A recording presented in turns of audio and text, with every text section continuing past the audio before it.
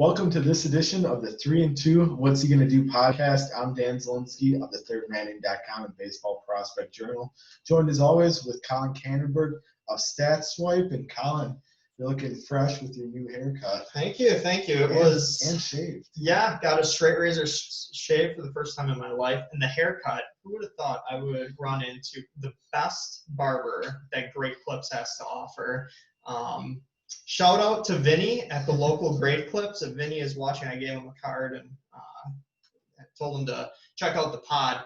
Vinny apparently cut the hair of Robin Yount, and he set up Gorman Thomas with his wife. So it was a good conversation. Talked about the 2002 Oakland Athletics, talked about the Brewers and what they have coming up for this next upcoming season. Honestly, I mean, could have been filming the pod while getting my haircut done because that's the kind of conversation we were having. So shout out to Vinny. That might be a new episode idea here. Honestly, Sit down with Vinny and he can cut your hair as we talk in the barber shop. Right. I mean, I finished the haircut and didn't even know I had a haircut because I was just chatting it up the whole time. And I mean, no offense to other Great Clip barbers, but it's always fairly silent aside from the small talk of what do you do and cold weather out. But this time we got right into baseball talk, right into sports. Talk some Seinfeld. It was a great haircut. See, that's why you go to the same barber your entire life, like I have. Well, I hope Vinny stays at this one. Val at Plaza Barber Shop in West Bend. Shout out to them. Yeah, she knows Craig, or she used to at times do Craig Counsell's there. No kidding. Favorite, yeah. No kidding. She was working more in this area. Yeah, and as long as we're giving a shout out to all the hair places, 18-8 in Elm Grove. Shout out to Leah for doing a great job on my straight razor shave. So I think that's it for Chelsea's happy now, I'm sure. Yes, she's very happy. She hasn't seen it yet. Big reveal is coming. So So get right into the news. Yeah, big news in baseball with the Marlins hiring their new GM. Kind of a surprise, honestly, with who they hired. But she's definitely someone who's been in kind of the baseball circles for a few decades now. Yeah. Kim Ng is her name. For those who don't really follow too much of front office baseball, she's been in baseball for over 30 years, worked in the White Sox front office as kind of like a research assistant from 1990 to 96. Was the Yankees assistant GM for 3 years, 98 through 01, winning 3 World Series in that time. Was the Dodgers VP and assistant GM from 2002 to 11, and has been in the senior vice president of baseball ops for MLB for the last 9 years or so. Yeah. So she's been around and she's been in really high up positions. And very smart lady and someone who I think will really succeed in the Marlins organization. Yeah, I don't have it up. I'm trying to find it right now, but she's interviewed for probably about 5 GM positions over the last decade or two. Honestly, back to, I want to say 2005 when she interviewed for the Dodgers GM spot that ended up going to Ned Colletti, and then she was still kept down as a assistant GM. But she's someone who's been in a lot of interviews. I think the Giants, Mariners, maybe the D-backs, and there's a couple others as well that she's interviewed with over the last decade and a half. So She's definitely been a candidate. People have watched. It was just a matter of who was going to give her that opportunity. And she becomes the first female in what people believe are probably, out of all major U.S. sports, to be the first female GM of a team, and also first Asian American GM. So definitely a big day for major leagues, but definitely she was hired because of her qualifications. And I think she must have had probably a relationship with Derek Jeter. I mean, she was the assistant GM with the Yankees during their dynasty, and I'm sure that definitely helped her in her case too. Right, yeah. No, she's definitely well qualified, and I'm looking forward. I think it's just a question of what her strategy is going in. I think it'll be interesting to see how it differs from that of like Farhan Zaidi and those kind of guys. Well, it'll be interesting too because she hasn't worked in baseball front office in a while now. So, and the Marlins are kind of an interesting team because they've got a lot of talent coming up, But do they go out because they're kind of getting closer to competing for a playoff spot? They obviously made the playoffs last year, but they're in a tough division. They're going to have to add to that team. Do they go out and spend some money this offseason too? So like you said, it's going to be interesting to see kind of what her philosophies are. If it's more kind of small market type build through the minor leagues, or if it's kind of a mixture of both, or if it's go out and spend a lot of money. I don't know. Right. And things change. I mean, I think this was a time where I then started reflecting on Stearns and how we thought of him going into this Brewers job. And I think people thought being in the Astros organization, like very savvy trades and really smart free agent pickups. And for the most part, he has done that. We've seen trades that work out with, was it Lyles worked out and a couple other really big moves. Pomeranz was that. Obviously Yelich. Yeah, Yelich worked out. He's made some other, and then there's been other ones where you just scratch your head, like this last offseason. We're like, this just doesn't seem like the Stearns we were expecting. The trade with the Padres. No, that one was just one good move. I mean like that move's kind of still up in the air because Grisham and Davies had really good 2020s, and Urias and Eric Lauer both didn't do a whole lot, so that's still up in the air. I'm talking about more of just let's bring in every journeyman, old, washed up player and hope for a career year type deal. Yeah, we should talk about this because Stearns, besides the Yelich and maybe Kane moves, like, what has he?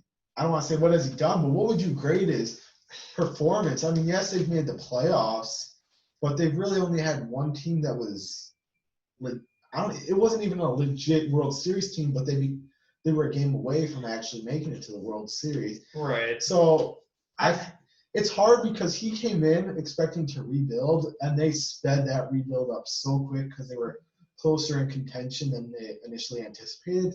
But overall, I mean, I think he's been good, but not great. Right. I mean, I'd give him like a B grade so far, I think, simply because, he has made smart moves. I just pulled up the move I really think of as a great Stearns move is where they traded Mauricio Dubon for Drew Pomeranz, only because they got a lot out of Drew Pomeranz. He looked bad. That was one where is a head scratcher at first because he was doing bad. You didn't like that move at first. I didn't, because you looked at his stats and you're like, geez, what, on the surface looked bad.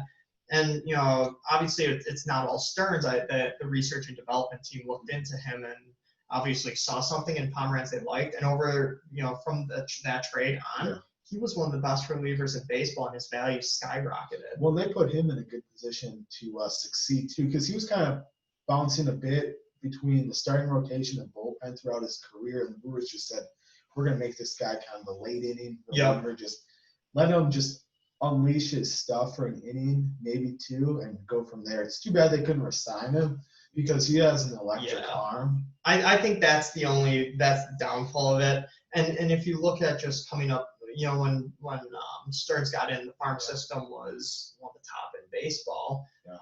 And it just seemed like just like that. Now the Brewers have nothing. It was just like that pretty much. It was. It just seemed like after a season, it's like, wow, now it's depleted after, guys come up. Obviously, guys like, Heston Heston here is doing decent, I'd say. Jury's still out on him. Jury's still out. And, guys like he's looking like more of us. Brown and Adrian House, some other of those prospects that you're like. The Brewers scouting, I shouldn't say that. Draft and develop has not been good. Their scouting's been fine. Yeah. Their more development side, if anything, hasn't been good. Because you look at guys like Corey Ray, complete bust. Who else have they had? Devin Williams was a bust until this year. Now he's good. Keston, the jury's still out on him. Obviously, Woody turned out, Hader turned out. So, I mean, it's not like we don't even know. We can't even remember guys who were drafted besides in the first round because none of those guys have come up and done very much of anything. Yeah. Very few.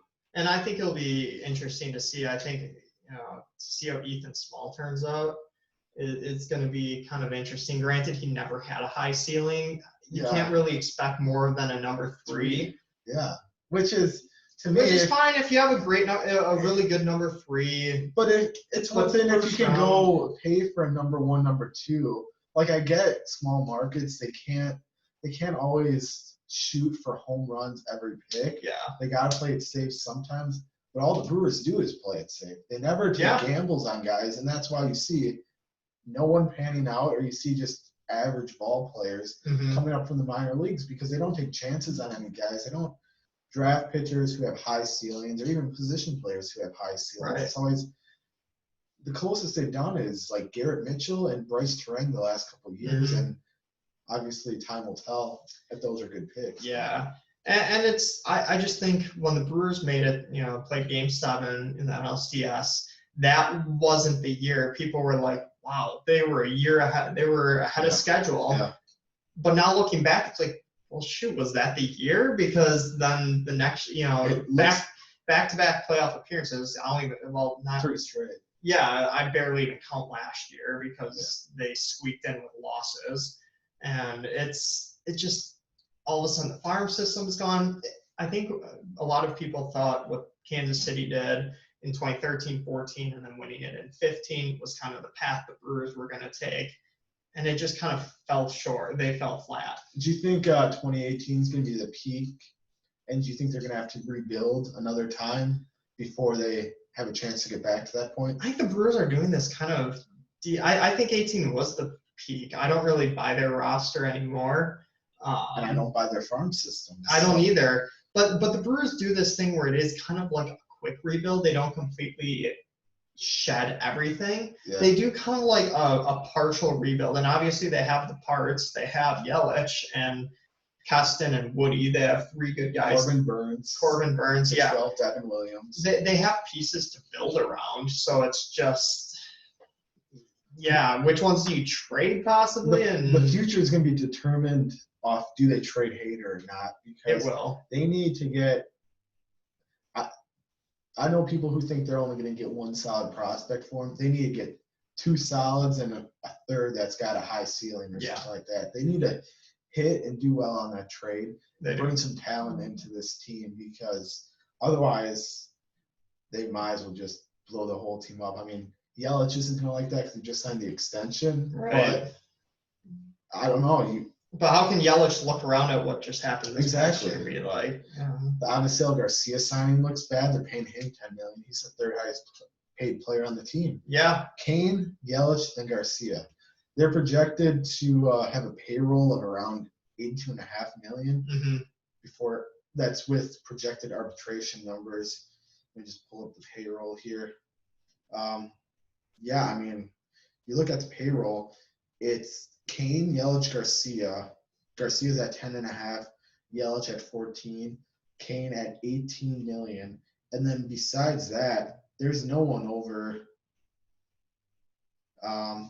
Hader's projected to make $5.5 million next year. Knable's at $5.25 million.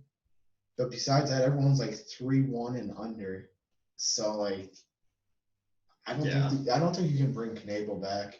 I think you would love to see him bounce back. I don't think he's going to, and even if he does, you can't afford that to take that chance, because you need to use that money to implement that guys who are going to. I agree. Yeah, no, I agree with that too, and obviously a Kane bounce back would be. It's a shame he opted out of the season. Not only did he start the year and then opt out, I would have been fine had he just opted out to begin with. Yeah, he started. It was a weird deal. It was kind of weird.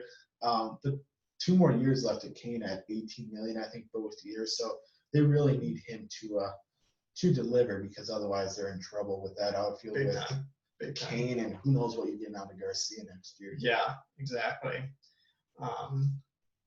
We mentioned him too. Devin Williams wins the Rookie of the Year. Much deserved. I believe first Rookie of the Year since Braun. Yeah. Yep. So that was exciting. Kyle Lewis was the unanimous MVP on the AL side. He deserved it. I think we both said he was going to win it too. And I think most of the awards went as we kind of predicted it. Not the AL MVP. That was the what one. Was up with that? Did we say Bauer should win? Yeah. Cy Young? Okay. Yeah, Bauer was. I think overall it went pretty much how we predicted it. But yeah, the AL MVP, I did not understand that. You take a guy who's a DH first baseman, I think more DH if anything. Yep. And I mean, he put up good numbers, 317, which again wasn't as high of an average as DJ LeMahieu. You could make an argument for him.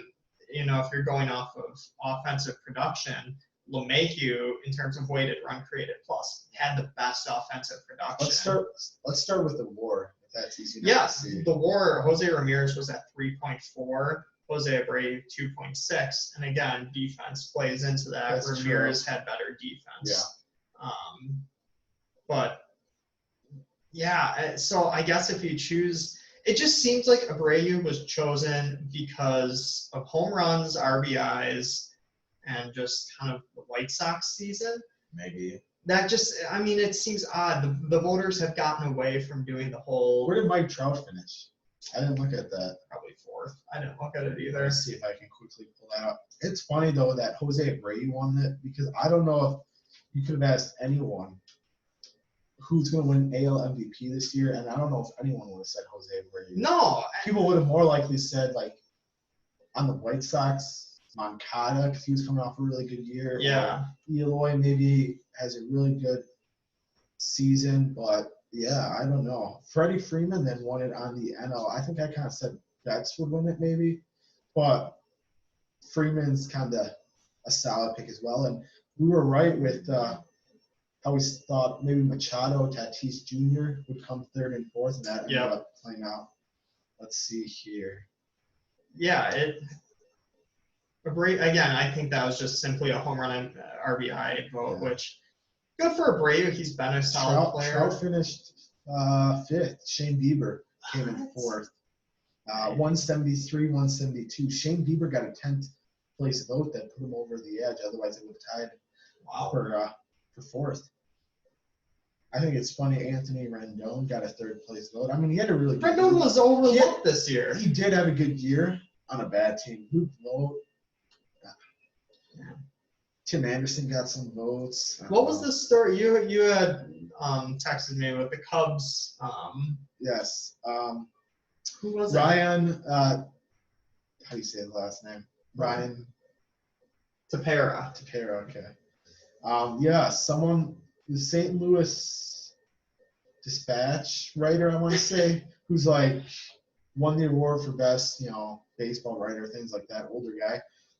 I guess it must have been like electronic votes this year or something. Usually it's mail-in, I thought. Maybe it's just Hall of Fame, maybe not. Maybe I'm confusing the Hall of Fame. But he thinks he accidentally, instead of voting for Trey Turner, accidentally clicked on Tepera, who maybe he'll have a great career, but numbers-wise didn't have that great of a year. Had an ERA in the threes, didn't pitch a lot. So that was just kind of funny to see. And he was making jokes about that on social media. Mm-hmm. So Freddie Freeman easily won the NL MVP. I thought it would be a little closer between him and Betts. Yeah, I'm surprised. Had a really good year. And then. Yeah, that one was close. I think Freeman did deserve it, and good for him. He's kind of one of those guys like Nolan Arenado, where you're like, the guy should finish a career with at least one MVP.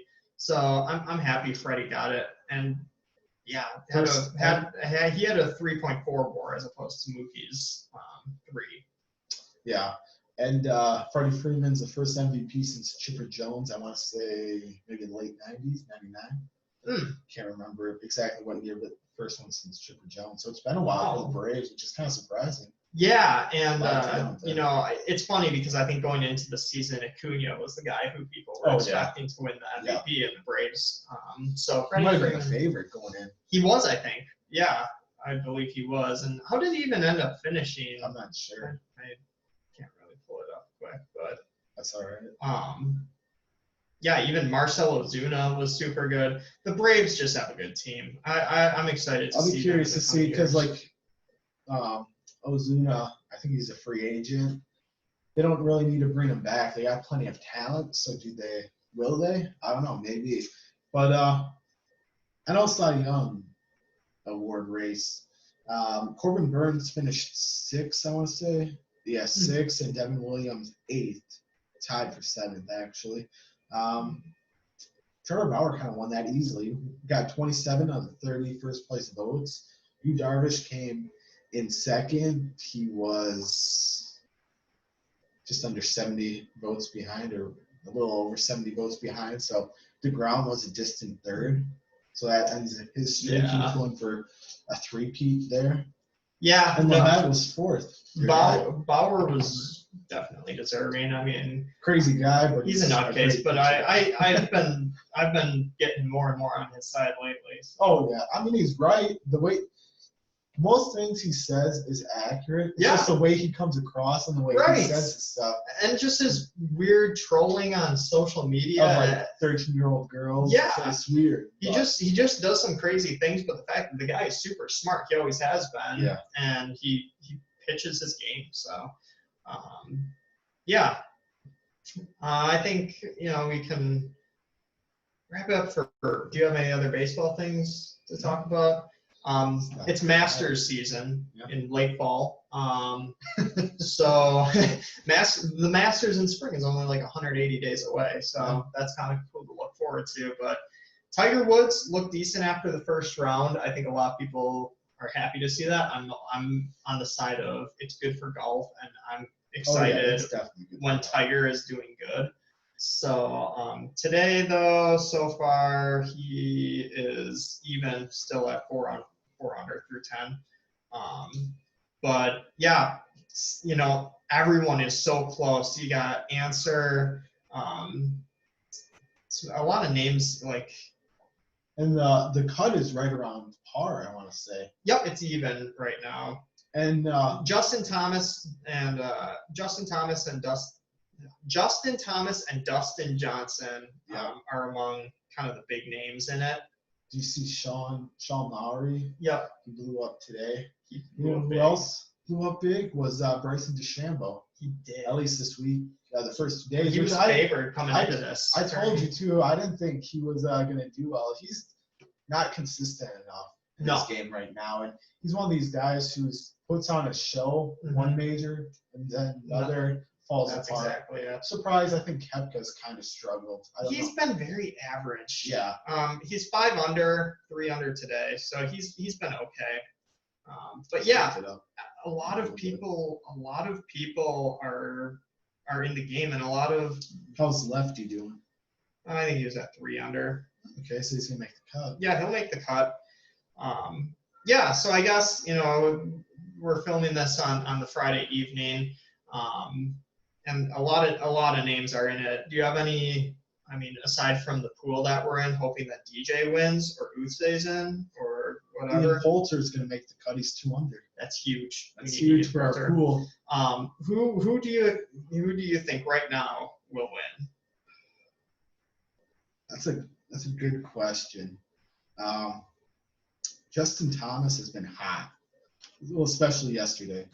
Today he's still 3 under through all his rounds complete. So he's 3 under, he's 9 under for the tournament through 2 days. He's a guy who, when he's on, he's on. But again, another one of those guys who sometimes just goes missing as well. Right. It's tough to say. I'm gonna say Dustin Johnson because he's just such an even golfer for the most of the times that usually he's always extremely consistent and doesn't usually blow up. And he's right there in the lead. And yeah, it wouldn't shock me if he wins. I think great story. Dustin Johnson's been around for a while. Yeah. Definitely been playing well the last few years. So yep. I think he's definitely got to be the favorite at this point. Who maybe comes from out of nowhere?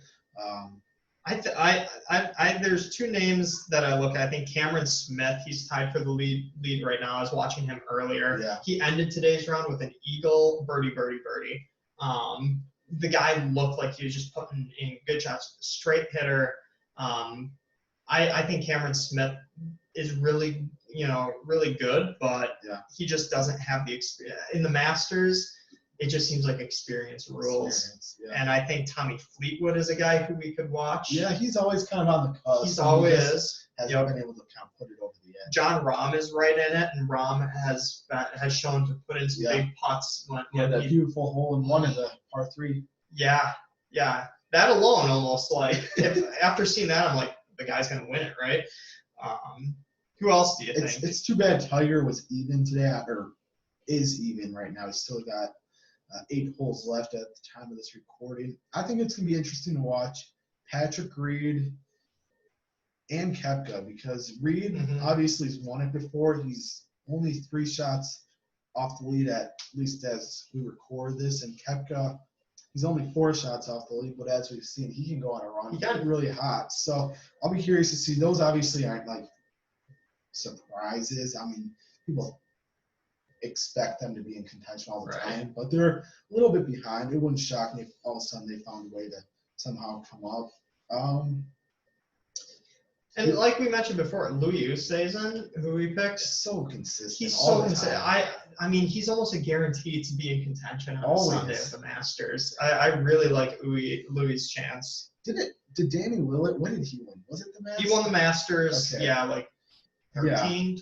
Yeah, he's one of those guys who during that like 5-6 stretch where it seemed like some no-name guy was always winning. Yeah. I always want to think Hideki Matsuyama is finally going to get over the hump and win one. He's squarely right there. I mean, he's only 2 shots off the lead, had a big day today, 6 under on day 2. I would like to see him win. Big fan of his. Yeah. So we'll see. But last year he kind of, I want to say, struggled. But before last year, he was a guy who was always top 5, top 10. He just couldn't finish stuff out and win it. So I don't know. It's going to be a fun final 2 days because, like you said, there's so many people crammed and jammed up between 5 shots or so. So it's definitely going to be fun. For a lot of people. I think it'd be fun. It's always fun if you get playoff holes come the final round. So when the sun's setting. Yeah. Well, the sun sets pretty early now. This Masters is weird in that like the afternoon rounds are usually going to end at hole 13. Like they're going to have to make it up the next day. So is this even this will probably go into Monday. But once the cut happens, that's the thing. Yeah, they might try to push people out a little earlier. Or do something. I don't know. Right. It's a different feel. Obviously, the magnolias aren't blooming this time of year, and it's not the typical Masters feel. But it's kind of fun. So I'm still pumped. I love the Masters. A couple weeks ago at least now, registered for the pool. So each year that's a good move. Me, so I can sign up and try to enter into that pool to try to get tickets. Yeah, so then, keep your eyes out. 3-2, what's he going to do live from Augusta one of these years? You'll probably get kicked out if you're recording. I don't even know if you're allowed to use your phone. I don't know. Yeah, I don't think. Probably not. Probably not, because I know players aren't. Yeah. So why would patrons? Right. But yeah, no, it's fun to have golf. But yeah, that's pretty much the big sports news. Yeah. Well, that's going to wrap it up for this edition of the 3-2 What's He Gonna Do podcast. You can find us on all those podcast platforms: Google Play, Apple Podcast, SoundCloud, and Spotify. He's Collin Cannonberg. I'm Dan Zielinski. Thank you for listening to this edition of the 3-2 What's He Gonna Do podcast.